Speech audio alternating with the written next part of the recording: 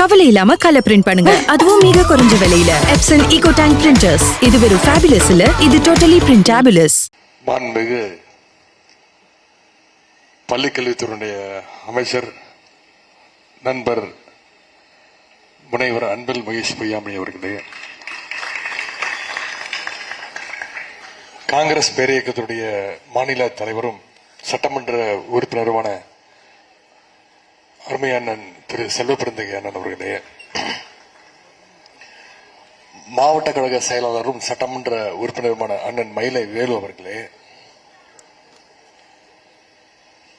மாவட்ட கழக செயலாளரும் மாநகராட்சி பணிகள் குழு தலைவருமான அருமை சகோதரர் திரு சிற்றரசு அவர்களே, சட்டமன்ற உறுப்பினர்கள் அண்ணன் ஜே கருணாநிதி அவர்களே, சகோதரர் மருத்துவர் எழிலன் அவர்களே, சகோதரர் வழக்கறிஞர் பரந்தாமன் அவர்களே, கழகத்துடைய செய்தி தொடர்பு குழு தலைவர் அண்ணன் டி கே இளங்கோவன் அவர்களே, முன்னாள் அமைச்சர் அண்ணன் மைதீன்கான் அவர்களே, அயலக அணியினுடைய செயலாளர் சகோதரர் அப்துல்லா அவர்களே, மாற்றுத்திறனாளிகள் அணியினுடைய செயலாளர் சகோதரர் பேராசிரியர் தீபக் அவர்களே, பல்வேறு அணிகளுடைய மாநில நிர்வாகிகள் அண்ணன் அக்ரி கணேசன் அவர்களே, அண்ணன் வி பி மணி அவர்களே, அண்ணன் கோவி லெனின் அவர்களே, சகோதரர் போஸ் வெங்கட் அவர்களே, சகோதரர் பி கே பாபு அவர்களே, சகோதரர் சூர்யா கிருஷ்ணமூர்த்தி அவர்களே, சகோதரர் ஜாகிர் ஹுசேன் அவர்களே, எழுத்தாளர் அண்ணன் இமயம் அவர்களே, பத்திரிகையாளர் திரு விஜயசங்கர் அவர்களே, திராவிடர் கழகத்துடைய துணை பொதுச் செயலாளர் சகோதரி மதிவதினி அவர்களே, பகுதி கழக செயலாளர் அண்ணன் ஏழுமலை அவர்களே, அண்ணன் ஹாஜா கனி அவர்களே, மாவட்ட இளைஞரணி அமைப்பாளர் சகோதரர் ராஜா அன்பழகன் அவர்களே, பதிப்பாளர் அண்ணன் கௌரா ராஜசேகர் அவர்களே, சகோதரர் ஜெய்கணேஷ் அவர்களே, மாவட்ட இளைஞரணியினுடைய துணை அமைப்பாளர்கள் சகோதரர் உமாசங்கர் அவர்களே, சகோதரர் தினேஷ் அவர்களே, சகோதரர் விக்னேஷ் அவர்களே,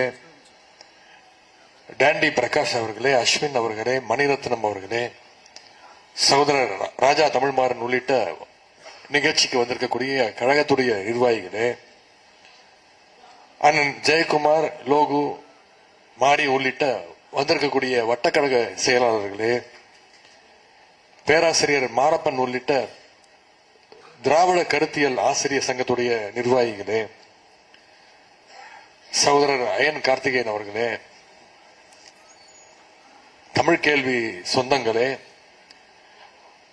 அயலக தமிழர் நல வாரியத்துடைய உறுப்பினர் அண்ணன் துபாய் மீரான் அவர்களே, பத்திரிகை நண்பர்களே, நூலாசிரியர் சகோதரர் தமிழ் கேள்வி செந்தில்வேல் மற்றும் அவருடைய அன்பு மகள்கள் தர்ஷினி, நிறைநிலா உள்ளிட்ட அவருடைய குடும்பத்தினர்களே, உறவினர்களே, நண்பர்களே, பல்வேறு இயக்கங்களிலிருந்து இந்த நிகழ்ச்சிக்கு வந்திருக்கக்கூடிய தோழர்களே, முத்தமிழ் டாக்டர் கலைஞருடைய உயிரினும் மேலான அன்பு உடற்பிறப்புகளே, அத்தனை பேருக்கும் முதல்ல என்னுடைய மாலை வணக்கத்தை நான் தெரிவித்துக் கொள்கின்றேன். நண்பர் தமிழ் கேள்வி செந்தில் அவர்கள் எழுதியுள்ள திராவிடம் 2.0 ஏன் எதற்கு என்கின்ற இந்த புத்தக வெளியீட்டு விழாவில் பங்கேற்று புத்தகத்தை வெளியிட்டு உங்களை எல்லாம் சந்திப்பதில் நான் மிகுந்த மகிழ்ச்சி அடைகின்றேன். இந்த வாய்ப்பை அளித்த தமிழ் கேள்வி செந்தில் அவர்களுக்கு முதல்ல என்னுடைய நன்றியையும் பாராட்டுகளையும் வாழ்த்துக்களையும் நான் தெரிவித்துக் கொள்கின்றேன். சென்ற ஆண்டு இதே அரங்கத்தில் செப்டம்பர் மாதம் ஆழி பதிப்பகத்துடைய தேர்தல் 2024 மீளும் மக்களாட்சி என்ற நூலை இதே மேடையில் வெளியிடுகின்ற உரையாற்றுகின்ற அந்த வாய்ப்பை பெற்றேன். அதே போல இந்த ஆண்டு 2026 சட்டமன்ற தேர்தலுக்கு முன்பு இந்த திராவிடம் 2.0 ஏன் எதற்கு அப்படிங்கிற இந்த புத்தகத்தை வெளியிடுகின்ற அந்த வாய்ப்பை நான் பெற்றிருக்கின்றேன். இன்னும் பொருத்தமாக சொல்லணும்னா, நீதி கட்சி தொடங்கப்பட்ட அதே நாள்ல நவம்பர் 20ஆம் தேதி இந்த நிகழ்ச்சி நடத்தப்படுவது என்பது கூடுதல் சிறப்பு. நிகழ்ச்சியுடைய அழைப்புதழில் என்னுடைய பெயர், பள்ளிக்கல்வித்துறை அமைச்சருடைய பெயர், அதேபோல அண்ணன் செல்வ பிறந்தை அண்ணனுடைய பெயர் இடம்பெற்றிருந்தது. உரையாற்றுவோர், சிறப்புரையாற்றுவோர்னு. நானும் பள்ளிக்கல்வித்துறை அமைச்சர்களும் அவர்களும் உள்ளே வரும்பொழுது அண்ணன் செல்வ பிறந்தை அவர்கள் இல்ல, வேறொரு முன்னாடி வந்துட்டு ஒரு அவசர அழைப்புக்காக திரும்பி வந்து விடுகிறேன் என்று சொல்லிவிட்டு சென்றிருந்தார். அதன் பிறகு ஒவ்வொருத்தராக பேச ஆரம்பிச்சிட்டோம். கடைசி வரைக்கும் இவர் வரமாட்டார் போல இருக்கு. இவர் வருவாரா மாட்டாரா? நிகழ்ச்சிக்கு பத்திரிகை நண்பர்கள்லாம் தலைப்புகள்லாம் ரெடி பண்ணி, உதயநிதி அப்செட்,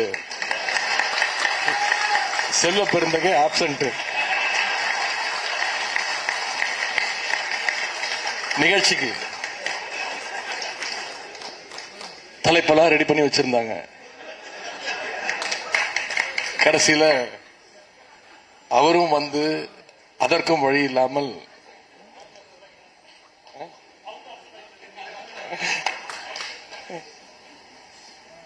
அவர் குறிப்பிட்டது போல நிச்சயம் அண்ணன் செல்வ பிறந்தகை அவர்களும் சரி, அந்த இயக்கமும் சரி, கரெக்டான நேரத்தில் எங்க வரணுமோ போனாதானே வர முடியும். நிகழ்ச்சிக்கு அவர் வந்தோடனே சொன்னாரு, மன்னிக்கணும் நான் லேட்டா வந்துட்டேன்னு. நான் சொன்ன மன்னிக்கணும், நான் சீக்கிரம் வந்துட்டேன், நீங்க என்னை விட சீக்கிரமா வந்துட்டு போயிட்டீங்க. இருந்தாலும் கரெக்டான நேரத்திற்கு வந்துட்டீங்க. நீங்க வர்ற அந்த 5 நிமிஷத்தை எங்களுடைய மாவட்ட செயலாளர் மேனேஜ் பண்ணிட்டாரு. அவருக்கு தான் இருக்கிறதுல மிகப்பெரிய சவால். இருந்தாலும் வந்ததற்கு சரியான நேரத்திற்கு அவர் வந்துவிட்டார். இப்படி ஒரு சிறப்பான நிகழ்ச்சியில கலந்து கொள்வது உண்மையாகவே எனக்கு கூடுதல் பெருமை. இன்னைக்கு சொன்னது போல இந்த நீதி கட்சி தொடங்கப்பட்ட அதே நாள்ல இந்த நிகழ்ச்சி நடந்து கொண்டிருக்கிறது. ஒரு கொள்கை 100 வருஷத்துக்கு மேல நினைச்சு நிக்குதுன்னா அது எப்படிப்பட்ட கொள்கையா இருக்கும்னு நாம நினைச்சு அதை பெருமைப்படணும். கொள்கை மட்டுமல்ல, இந்த இயக்கமும் சரி, இந்த கொள்கையும் சரி, 100 வருஷமா அது மக்கள் செல்வாக்குள்ள ஒரு இரும்பு கோட்டையாகவும் இன்னைக்கு நம்முடைய திராவிட முன்னேற்ற கழகமும் திராவிடர் கழகமும் நம்முடைய கொள்கையும் இன்னைக்கு திகழ்ந்து கொண்டிருக்கிறது. அப்படிப்பட்ட இந்த இரும்பு கோட்டையில எப்படியாச்சும் ஒரு சின்ன விரிசல் ஏற்பட்டுறாதான்னு சங்கிகள்லாம் இன்னைக்கு காத்துக்கிட்டு இருக்கிறாங்க. அவங்களையெல்லாம் இன்னும் மேல பதற வைக்கின்ற ஒரு புத்தகம் தான் திரு செந்தில்வேல் எழுதியிருக்கக்கூடிய அந்த திராவிடம் 2.0 ஏன் எதற்கு என்ற அந்த புத்தகம். புத்தக வெளியீட்டு விழாவில் கலந்திருக்கிறேன். துணை முதலமைச்சராக மட்டுமல்ல, கழகத்துடைய இளைஞரணி செயலாளராக மட்டுமல்ல, அதை விட இன்னொரு பெரிய பெருமை இருக்கு. நானும் ஒரு பதிப்பாளர் அப்படிங்கிற முறையில இந்த நிகழ்ச்சியில நான் கலந்து கொண்டிருக்கிறேன். இளைஞரணி சார்பாக கலைஞருடைய நூற்றாண்டு சென்றவரோட அந்த முத்தமிழர் பதிப்பகத்தை துவங்கணும். பல புத்தகங்களை வெளியிட்டு இருக்கிறோம். சமீபத்தில் உங்கள பல பேர் கலந்துகிட்டு இருப்பீங்க, கேள்விப்பட்டிருப்பீங்க. வள்ளுவர் கோட்டத்தில் அறிவு திருவிழான்னு ஒரு மிகப்பெரிய நிகழ்ச்சியை நடத்தி காட்டினோம். 9 நாட்கள் நடந்த நிகழ்ச்சி, முற்போக்கு புத்தக கண்காட்சி. கிட்டத்தட்ட 11 அமர்வுகள்ல 44 சிறந்த பேச்சாளர்கள் அவங்களுடைய எண்ணங்களை எல்லாம், கருத்துக்களை எல்லாம் முன்வைத்தாங்க. எனவே நானும் ஒரு பதிப்பாளர் என்கின்ற முறையில இந்த நிகழ்ச்சியில கலந்து கொண்டது எனக்கு கூடுதல் சந்தோஷம். அந்த விழாவில் காலத்தின் நிறம் கருப்பு சிவப்பு அப்படின்ற புத்தகத்தையும் நாங்க வெளியிட்டோம். புத்தக கண்காட்சியும் நடைபெற்றது. ஏராளமான அரசியல் புத்தகங்களும் அதுல இடம்பெற்றுச்சு. அதற்கு அடித்தளமாக இருந்தது முத்தமிழர் பதிப்பகம். அதே போல இந்த சீதை பதிப்பகத்தார் அவங்களுக்கும் இந்த நேரத்தினுடைய பாராட்டுகள், என்னுடைய வாழ்த்துக்கள். ஏன்னா என்னுடைய முதல் புத்தக வெளியீட்டு விழாவை நடத்தினது சீதை பதிப்பகத்தார் தான். அவங்க வெளியிட்ட ஒரு புத்தகம் தான். 2020 பெரியார் தொடர்ல திருவல்லிக்கேணி முதல் திருவாரூர் வரை அப்படிங்கிற ஒரு புத்தகத்தை நான் வெளியிட அண்ணன் சுபவி அவர்கள் பெற்றுக்கொண்டார்கள். இன்றைக்கு கிட்டத்தட்ட 5 வருடங்களுக்கு பிறகு அதே சீதை பதிப்பகத்தை வெளியிடுகின்ற புத்தக வெளியீட்டு விழாவிலே கலந்து கொள்வது எனக்கு கூடுதல் பெருமை. இந்த புத்தகத்திற்கு நம்முடைய தலைவர் அவர்கள் அணிந்துரை எழுதியிருக்கிறாங்க. அது அவர் குறிப்பிட்டு எழுதியிருக்கிறார். 2026 தேர்தல் களத்தில் நம்முடைய கழகத்தினருக்கு போர்வாளாகவும் கேடயமாகவும் இந்த நூல் நிச்சயமாக பயன்படும் அப்படின்னு புகழ்ந்து எழுதியிருக்கிறாங்க. தலைவர் அவர்கள் சொல்லியிருக்கிறார். 100க்கு 100 உண்மை. ஏன்னா திரு செந்தில்வேல் அவர்கள் திராவிடத்தை காக்கின்ற வேலாகவும் வாளாகவும் ஒரே நேரத்தில் செயல்பட்டுக் கொண்டிருக்கிறார். பேசும்பொழுது இங்க பேசிய அனைத்து பேச்சாளரும் சொன்னதுதான், டிவி டிபேட்ல மற்றவங்களை எல்லாம் எப்படி அவர் ஓட விடுகிறார். பேசுனது மட்டுமல்ல, அது ஏவியாவும் நீங்க போட்டு காமிச்சாங்க, சில எக்ஸாம்பிள்ஸோட காட்டினாங்க. அவர் பாட்டு ஒரு டிவியில ஒரே ஒரு அரை மணி நேரம் மட்டும் பேசிக்கிட்டு இருந்தாரு. இந்த சங்கிங்க பார்த்த வேலையினால இன்னைக்கு தினசரி 4 அல்லது 5 சேனல்கள்ல சங்கிகளை இன்னைக்கு ஒவ்வொருத்தரையா வெளுத்து வாங்கிட்டு இருக்கிறாரு. அது மட்டும் இல்லாம இப்ப தனியா யூடியூப் சேனல்லையும் நடத்துறாரு. அவருடைய தமிழ் கேள்வி சேனல்ல கூட இன்னைக்கு ஒவ்வொரு நாளும் வேல்வீச்சு அப்படின்ற தலைப்புகளை தொடர்ந்து வீடியோக்களை பதிவு செஞ்சு அதையும் வெளியிட்டு இருக்கிறாரு.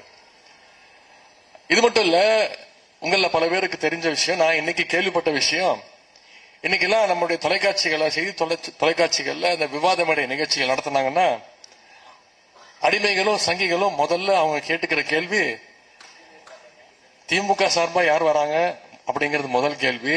2வது கேள்வி, தமிழ் கேள்வி செந்தில்வேலும் வராரா அப்படிங்கறதையும் கேட்டுக்கிறாங்க. அப்படி சில பேர் செந்தில்வேல் பேர் சொன்னாங்கன்னா அவங்க சொல்றாங்களா, எங்களுக்கு வேற வேலை இருக்கு, வேற தொலைக்காட்சிக்கு போறோம் அப்படின்னு சில பேர் போயிடுறாங்களாம்.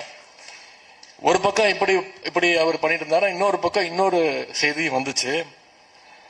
அதுல சில சங்கிகளும் அடிமைகளும் திரு செந்தில்வேல் அவர்களுக்கே போன் பண்ணி ஒரு வேண்டுகோள் வைக்கிறாங்களாம்.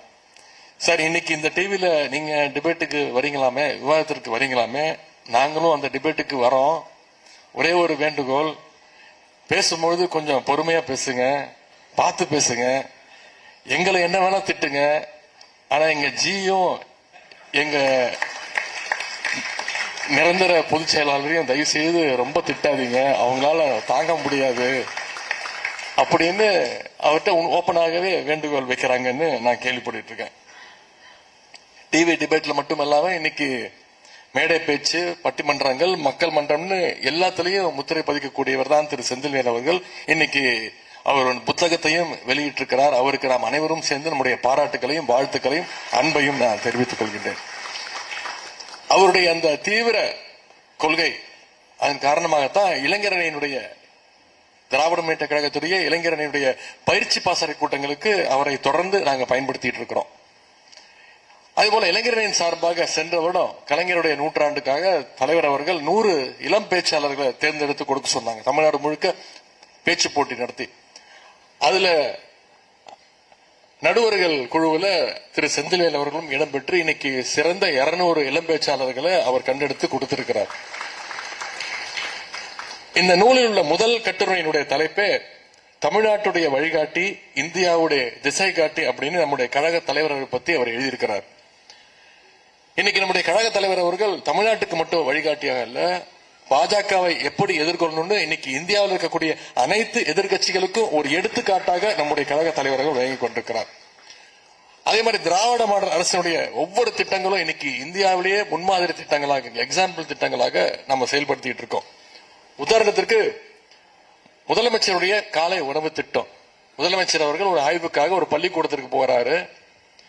அங்க ஒரு குழந்தை சோர்வா நின்றுட்டு இருக்காங்க, ஒரு சின்ன பையன். அந்த பையன்கிட்ட கேட்கிறாரு முதலமைச்சர், என்ன தம்பி என்னாச்சுன்னு. அந்த பையன் சொல்றான், ஐயா நான் காலையில இருந்து சாப்பிடல, பசியில இருக்கேன் அப்படின்னு. அந்த பையன் சொன்ன உடனே நம்முடைய முதலமைச்சர் உத்தரவு போடுறாரு, இனிமே அரசு பள்ளிகள்ல 1ஆம் வகுப்புல இருந்து 5ஆம் வகுப்பு வரை படிக்கக்கூடிய அனைத்து குழந்தைகளுக்கும் முதலமைச்சர் காலை உணவு திட்டம். காலையில வந்தோடனே முதல்ல தரமான உணவு, அதன் பிறகு தரமான கல்வி. அந்த திட்டத்தை விரிவுபடுத்துறோம். ஒரு 3-4 மாதங்களுக்கு முன்பு ஒரு நிகழ்ச்சி நடந்தது. அந்த நிகழ்ச்சியை துவங்கி வைப்பதற்காக பஞ்சாப் மாநிலத்துடைய முதலமைச்சர், நம்முடைய கூட்டணி கட்சி கிடையாது, ஆம் ஆத்மி இயக்கத்தை சேர்ந்தவர், பஞ்சாப் மாநில முதலமைச்சர் திரு பகவந்த் சிங் அவர்கள் வந்தார். வந்து பாராட்டிட்டு போனார். அந்த குழந்தைங்களோட எல்லாம் பேசிட்டு, ஆசிரியர்களோட பேசிட்டு, பெற்றோர்களோட பேசிட்டு வாழ்த்தினார். முதலமைச்சர் அவர்கள் இது மிகச்சிறந்த திட்டம், முதலமைச்சருடைய காலை உணவு திட்டத்தை அடுத்த வருஷத்திலிருந்து நான் பஞ்சாப் மாநிலத்திலையும் அறிமுகப்படுத்த போறேன் அப்படின்னு சொன்னார் அந்த முதலமைச்சர் அவர்கள். அதே மாதிரி தமிழ் புதல்வன் திட்டம், புதுமை பெண் திட்டம், குழந்தைங்க பள்ளிக்கூடத்திற்கு வர ஆரம்பிச்சுட்டாங்க. பத்துமா பத்தாது, அந்த குழந்தைங்க உயர்கல்வி படிக்கணும், ஸ்கூல் படிச்சா பத்தாது, காலேஜுக்கு போகணும். நீ அரசு பள்ளியில படிச்சு உயர்கல்வி படிக்க எந்த காலேஜுக்கு போனாலும் சரி, உனக்கு கல்வி ஊக்கத்தொகையாக மாதம் 1000 ரூபாய் நம்முடைய அரசு வழங்கும்னு சொல்லி வழங்கிக்கிட்டு இருக்காரு நம்முடைய முதலமைச்சர் அவர்கள். அந்த திட்டத்தை விரிவுபடுத்துறதுக்கு தெலுங்கானா மாநிலத்துடைய முதலமைச்சர் திரு ரேவந்த் ரெட்டி அவர்கள் வந்தார். வந்து பாராட்டி பேசும்போது அவர் என்ன சொன்னாரு, நிச்சயம் அடுத்த கல்வி ஆண்டிலிருந்து இந்த திட்டத்தை தெலுங்கானா மாநிலத்தில் தமிழ்நாடு போலவே இந்த திட்டத்தை நானும் அறிமுகப்படுத்த போறேன் அப்படின்னு சொன்னாங்க. இப்படி மற்ற மாநில முதலமைச்சர்களுக்கெல்லாம் எடுத்துக்காட்டாக இருக்கக்கூடியவர் தான் நம்முடைய முதலமைச்சர் அவர்கள். இப்படி எல்லா திட்டங்களும் மக்களுக்கு எப்படி பயன்படுதுன்னு ஒரு ஆர்டிகல் எழுதியிருக்கிறாரு. புள்ளி விவரத்தோட, ஆதாரத்தோட, யாருமே மறுக்க முடியாத ஆதாரத்தோட எழுதியிருக்கிறார். அது மட்டும் இல்ல, பாசிச பாஜக அரசினுடைய முகத்திரையை கிழிக்கின்ற கட்டுரைகளே ரொம்ப அழகா ஆழமா எழுதியிருக்கிறார். மோடி அரசு இந்திய பொருளாதாரத்தை எப்படி சீரழிச்சிருக்குங்கிறத ஆதாரத்தோடு எழுதியிருக்கிறார். நாட்டினுடைய பாதுகாப்பு விஷயத்துல ஒன்றிய பாஜக அரசு எப்படியெல்லாம் கோட்டை விட்டுருக்குங்கிறதையும் ஒரு தனி கட்டுரையாகவே எழுதியிருக்கிறார். இப்படி உள்ளூர் அரசியலிருந்து உலக அரசியல் வரைக்கும் இந்த நூல் பேசுகின்றது. இந்த புத்தகத்துல நண்பர் செந்தில்வேல் அவர்கள் தொலைநோக்கோடு பல கருத்துக்களை எடுத்து வச்சிருக்கிறார். உதாரணத்திற்கு ஒரு கட்டுரையினுடைய தலைப்பு தேர்தலும் பாஜகவினுடைய தில்முல்லும். இதுதான் அந்த கட்டுரையினுடைய தலைப்பு. இது அவர் எழுதினது 2024 புரசொலியில் வந்திருக்கு. அதுல இன்னைக்கு நடந்துட்டு இருக்கக்கூடிய இந்த SIR சூழ்ச்சியுடைய தொடக்க புள்ளிய அவர் 2024 முரசொலியில் எழுதியிருக்கிறார். இந்திய தலைமை தேர்தல் ஆணையர் ஞானேஷ்குமாருடைய நியமனம் பத்தி அதை விளக்கமா எழுதியிருக்கிறார். ஞானேஷ்குமார் அவர்கள் இந்திய தலைமை தேர்தல் ஆணையரா வர்றதுக்கு முன்னாடி என்னவா இருந்திருக்கிறாரு, ஒன்றிய அமைச்சர் அமித்ஷாவுடைய பொறுப்பில் இருந்த கூட்டுறவு அமைச்சகத்துடைய ஒரு செயலாளராக இருந்திருக்கிறார் திரு ஞானேஷ்குமார் அவர்கள். இன்னைக்கு அவருடைய தலைமையில தேர்தல் ஆணையம் பண்ற சதிகளையும் சூழ்ச்சிகளையும் இன்னைக்கு ஒட்டுமொத்த நாடும், குறிப்பா தமிழ்நாட்டு மக்கள் கூர்ந்து கவனிச்சிட்டு இருக்கிறாங்க. தேர்தல் அமைப்புங்கிறது, தேர்தல் ஆணையங்கிறது ஒரு சுதந்திரமான அமைப்பு. ஆனா இன்னைக்கு அது பாஜகவுடைய கைப்பாவையாக ஒட்டுமொத்தமா மாறி செயல்பட்டு கொண்டிருக்கிறது. இந்த கட்டுரையில திரு செந்தில்வேல் எழுதியிருக்கிறாரு, மோடியினுடைய ஆட்சியில அமலாக்கத்துறை, CBI, வருமான வரித்துறைன்னு ஜனநாயகத்துடைய அனைத்து முகமைகளையும் பாஜகவினுடைய ஒரு அங்கமாக பிரிவு போல செயல்பட தொடங்கியதை நாம் அறிவோம். அந்த குற்றச்சாட்டிற்கு தேர்தல் ஆணையமும் உள்ளாவது ஜனநாயகத்திற்கு மிகப்பெரிய ஒரு பேராபத்துன்னு திரு செந்தில்வேல் அவர்கள் அதில் குறிப்பிட்டிருக்கிறார். இன்னைக்கு அவர் சொன்ன அந்த பேராபத்துல இன்னைக்கு இந்த நாடு சிக்கி தவித்துக் கொண்டிருக்கிறது. SIR மூலமாக பாஜக எதிர்ப்பு வாக்குகளை எல்லாம் நீக்க முயற்சி எடுத்துக்கிட்டு இருக்காங்க, செஞ்சுக்கிட்டு இருக்காங்க. பீகார்ல கண்கூட பார்த்திருக்கிறோம். குறிப்பா சிறுபான்மையினர், பெண்கள், ஒடுக்கப்பட்ட பிற்படுத்தப்பட்ட மக்களுடைய அந்த சமூக வாக்குகளை எல்லாம் நீக்க முயற்சி செஞ்சுக்கிட்டு இருக்கிறாங்க. இந்த மோசடி எதிர்த்துதான் இன்னைக்கு நம்முடைய கழக உடன்பிறப்புகள் நீங்க ஒவ்வொரு வாக்குச்சாவடியிலும் மக்களுக்காக, அவங்களுடைய ஓட்டுரிமைக்காக நாம போராடிக்கிட்டு இருக்கிறோம். ஆனா இங்க இருக்கக்கூடிய எதிர்கட்சி தலைவர் எடப்பாடி பழனிசாமி அவர்கள் என்ன சொல்றாரு, SIRக்கு ஆதரவு தெரிவிக்கிறாரு. ஏன்னு கேட்டா திமுக எதிர்க்குது, அதனால நாங்க ஆதரிக்கிறோம் அப்படிங்கிறார். சுப்ரீம் கோர்ட்ல அதற்கு ஆதரவா வழக்கு தொடர்ந்து இருக்கிறாரு. பாஜகவுக்கு இன்னைக்கு நாடு முழுக்க பல மாநிலங்கள்ல அடிமைகள் இருக்கலாம், வாய்க்கலாம். ஆனா நம்ம ஊர்ல இருக்கிற மாதிரி அடிமைகள் மாதிரி, அதிமுக அடிமைகள் மாதிரி ஒரு கடைஞ்செடுத்த அடிமைகள் அவங்களுக்கு எந்த மாநிலத்திலையும் சிக்க மாட்டாங்க. அதனாலதான் பாஜகவுடைய நம்பர் 1 அடிமைகள் அவங்க தான் நிரூபிக்க திரு எடப்பாடி பழனிசாமி அவர்கள் இன்னைக்கு ஒரு வழக்கு தொடர்ந்திருக்கிறார். இந்த நேரத்தில் பேரறிஞர் அண்ணா சொன்ன ஒரு சின்ன கதையை, ஒரு உதாரணத்தை இங்க குறிப்பிட நான் விரும்புகின்றேன். திருவிழா கூட்டத்தில் ஒரு திருட பிக் பாக்கெட் அடிச்சதான், பணத்தை பறி கொடுத்தவன் ஐயோ திருடன் திருடன்னு கத்துறான். உடனே கொஞ்சம் பேர் அந்த திருடனை பிடிக்கிறதுக்கு ஒரு பக்கம் ஓடுவாங்க. அந்த கூட்டத்தில் திருடனே இன்னொரு திருடனை செட் பண்ணி வேடிக்கை பார்க்கிற மாதிரி செட் பண்ணி வச்சிருப்பான். அந்த திருடன் எல்லாரையும் டைவர்ட் பண்ணணும்னு திருடன் இந்த பக்கம் ஓடனா அப்படின்னு எல்லாரையும் டைவர்ட் பண்ணுவான், மக்களை திருப்பி விடுவான். இதனால அந்த திருடன் எஸ்கேப் ஆகிறதுக்கு அவன் வழிவகுத்து கொடுப்பான். அந்த மாதிரிதான் இன்னைக்கு மக்களை திசை திருப்ப, வாக்குகளை திருடவங்களை எல்லாம் தப்ப வைக்கிற வேலையை இந்த அடிமை கூட்டம் செஞ்சுக்கிட்டு இருக்கு. நான் சொன்ன முதல் திருட அதிமுக, இரண்டாவது திருட பாஜக தலைமையில் இயங்குகின்ற அந்த தேர்தல் ஆணையம். இந்த நூல்ல இருக்கக்கூடிய ஒவ்வொரு கட்டுரையும் எதிரிகளுடைய ஆயுதங்களை பிடுங்கி அவங்களே தாக்குற மாதிரி சிறப்பா எழுதியிருக்கிறார் திரு செந்தில்வேல் அவர்கள். இன்னொரு கட்டுரைக்கு இது தமிழ்நாடு, மோடி மஸ்தான் வேலைகள்லாம் இங்க செல்லாது அப்படின்னு தலைப்பிட்டு எழுதியிருக்கிறார். இந்த கட்டுரையில மிக முக்கியமான ஒரு தகவலை திரு செந்தில்வேல் அவர்கள் சொல்லியிருக்கிறார். சில மாதங்களுக்கு முன்னாடி பிரதமர் மோடி அவர்கள் கங்கை கொண்ட சோழபுரத்திற்கு, அவர் எப்ப தமிழ்நாட்டுக்கு வந்தாலும் உங்களுக்கு தெரியும் வேட்டி சட்டையோட தான் வருவார். அங்க பேசுறப்போ சோழ மன்னர்களுக்கு ஒன்றிய அரசு சார்பாக சிலை வைப்போம் அப்படின்னு ஒரு கதை விட்டுட்டு போனார். ஆனா அவர் அன்னைக்கு குஜராத்துடைய முதலமைச்சர் இருந்தப்போ தமிழ்நாட்டில இருந்து எடுத்துட்டு போன குஜராத் மியூசியத்தில் இப்ப வைக்கப்பட்டிருக்கக்கூடிய ராஜராஜ சோழன் மற்றும் அவருடைய மனைவியுடைய சிலைகளை தமிழ்நாடு அரசு திரும்ப கேட்டு தரமாட்டேன்னு சொன்னவர் தான் அன்னைக்கு முதலமைச்சராக இருந்த திரு மோடி அவர்கள். மக்களவை தேர்தல் அப்போ உங்களுக்கு தெரியும், ஞாபகம் இருக்கும், கிட்டத்தட்ட 8 வாட்டி தமிழ்நாட்டுக்கு வந்துட்டு போனார். ஆனா தமிழ்நாட்டு மக்கள் அவங்களுக்கு கொடுத்தது வெறும் ஒரே ஒரு முட்டை தான்.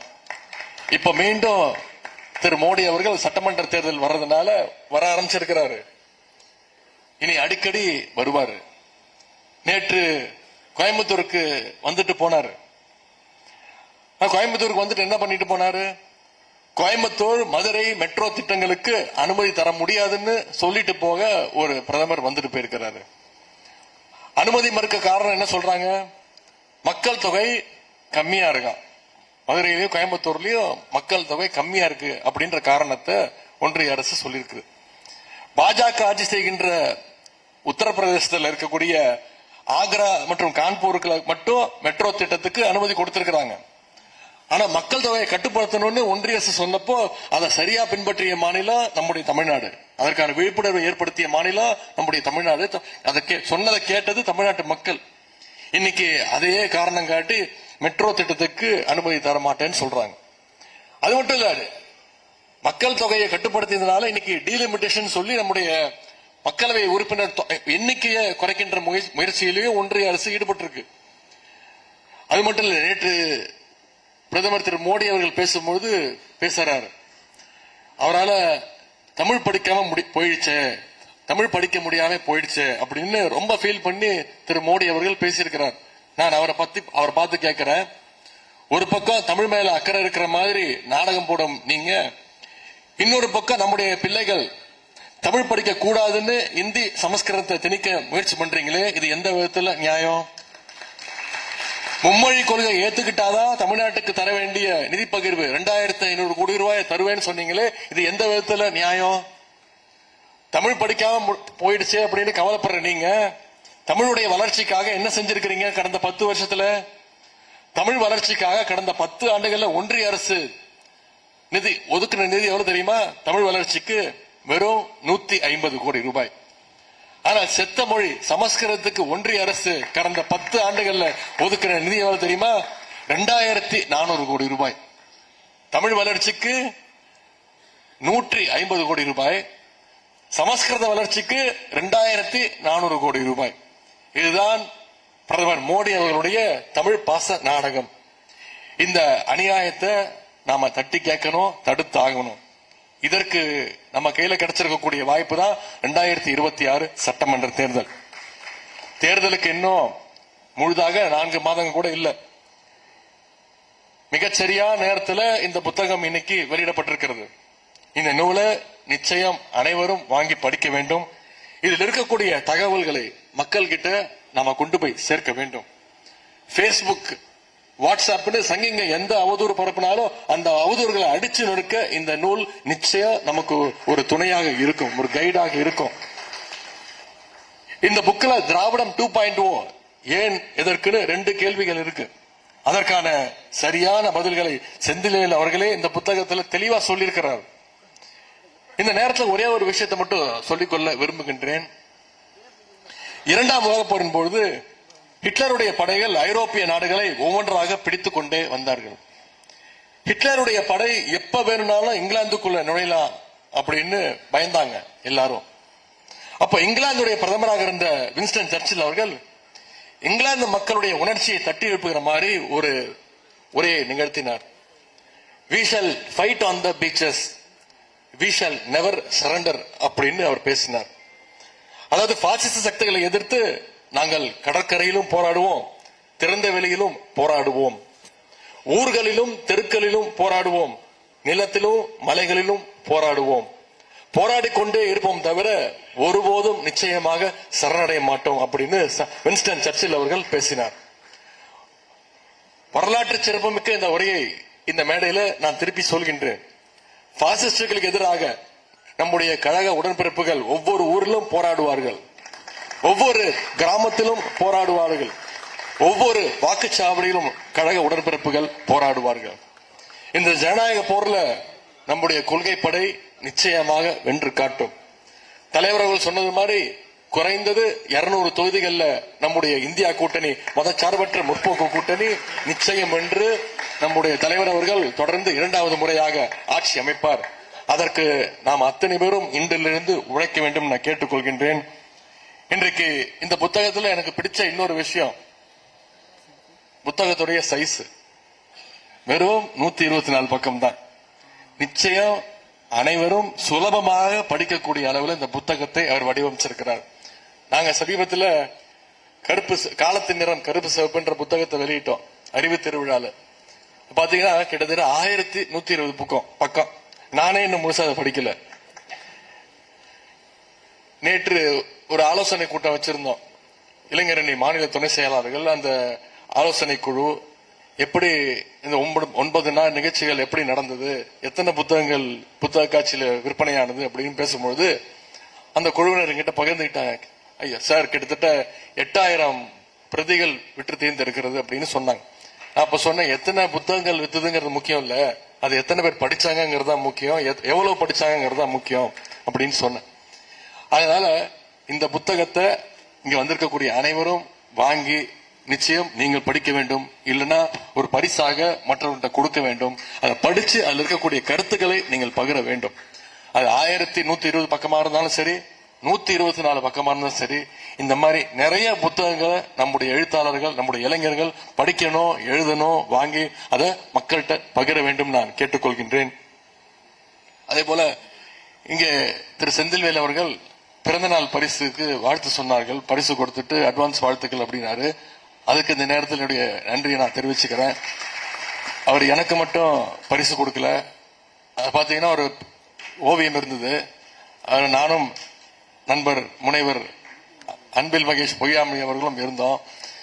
ஒரே கல்ல 2 மாங்காய் அடிக்கிற மாதிரி என்னுடைய பிறந்தநாள் 27, அதன் பிறகு சரியாக 5 நாட்கள்ல அவருடைய பிறந்தநாளும் வந்துடும், டிசம்பர் 2. ஆனா 2 பேருக்கும் சேர்ந்து அவர் இந்த வாழ்த்துக்கள் சொல்லியிருக்கிறாரு, பரிசு கொடுத்திருக்கிறாரு.